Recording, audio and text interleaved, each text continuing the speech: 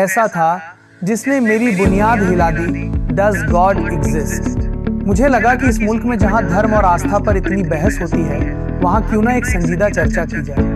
मैंने दो ऐसे विद्वानों को बुलाया जो एक ही धर्म से ताल्लुक रखते थे, जावेद अख्तर साहब और मुफ्ती शमाइल नदवी जी। मेरा मकसद साफ था, तर्क और आस्था के बीच की उस महीन लकीर को समझना।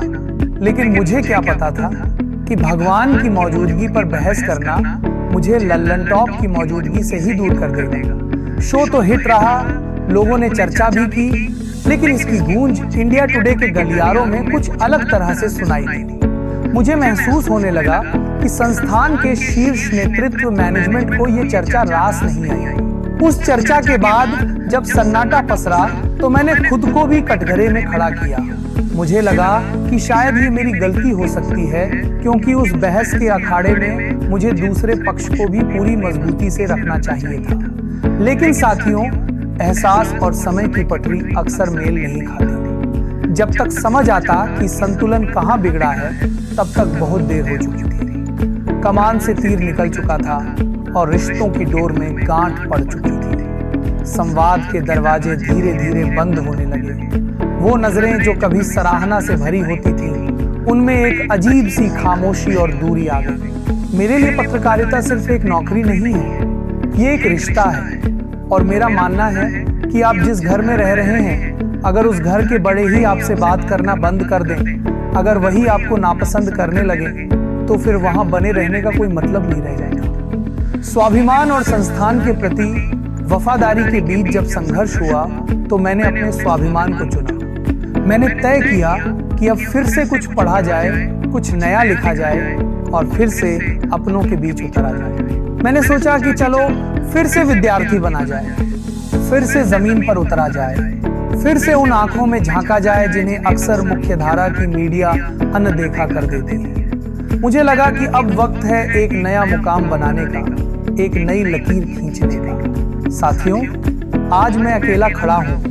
मेरे पीछे वो बड़ा मीडिया हाउस नहीं है, वो चमकता हुआ बड़ा ब्रांड नहीं है। आज मेरे पास सिर्फ मेरी जुबान है, मेरी कलम है और आपकी मोहब्बत है। मैं आज आपसे एक बहुत ही निजी और भावुक अपील कर रहा हूँ। इस वीडियो को आज आप इतना साझा करिए, इतना लाइक करिए कि ये हर उस शख्स तक पहुंचे जिसने कभी न कभी लल्लन टॉप को प्यार दिया है। लोग कह रहे हैं कि सौरभ का दौर खत्म हो गया, लेकिन मैं कहता हूं कि ये तो अभी आगाज है।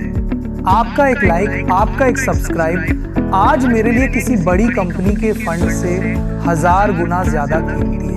इस चैनल को अभी सब्सक्राइब कर लीजिए, क्योंकि ये सिर्फ एक चैनल नहीं है, ये मेरे और आपके बीच के उस अटूट भरोसे की नई इबारत है। इसे इतना फैलाइए कि ये वीडियो उन तक भी पहुंचे जिन्होंने सोचा था कि संवाद बंद करने से आवाज दब जाएगी।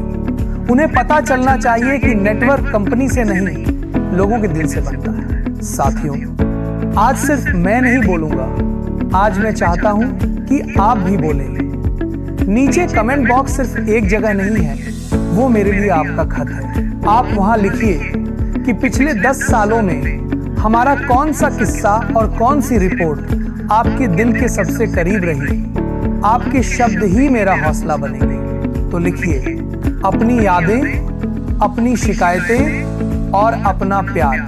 मैं खुद एक एक कमेंट पढ़ूंगा, क्योंकि आज मुझे आपके नेटवर्क की सबसे ज्यादा जरूरत है। जाने से पहले बस इतना ही कहूंगा, पत्रकारिता आएगी और जाएगी, लेकिन ये जो हमारी और आपकी मोहब्बत है, ये लल्लन टॉप बनी रहनी चाहिए। इस नई यात्रा में मेरा साथ दीजिए। मैं फिर आऊंगा नए किस्सों के साथ, नई ऊर्जा के साथ। अपना बहुत ख्याल रखिएगा।